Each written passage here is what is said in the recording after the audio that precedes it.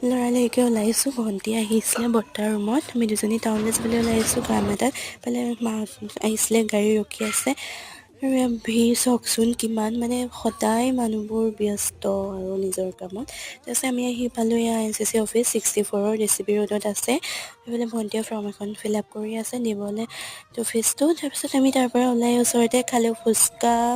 আৰু এয়া চাওকচোন আহিলোঁ JB ৰোডত ফুটপাথৰ চাইডত ইমান ধুনীয়াকৈ ফুল লাইন লাইনকৈ ৰুই থৈছে আৰু ৱালত এইবোৰ বিশেষ বিশেষ ব্যক্তিসকলৰ মূৰ্তি বনাই থৈছে মাত্ৰ বহুত ধুনীয়া কৰিছে আৰু তাৰপিছত বিশালত আহিলোঁ বস্তু কেইটামান ল'বলৈ আৰু লৈ মেলি আহিলোঁ খাবলৈ ডমিনজত পিজ্জা খাবলৈ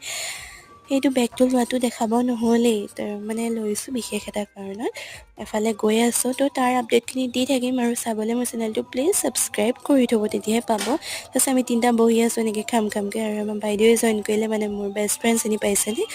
গৰম তাইখিনি ফটো মাৰি দিব লাগে ধৰিব পৰা নাই তো আজিলৈ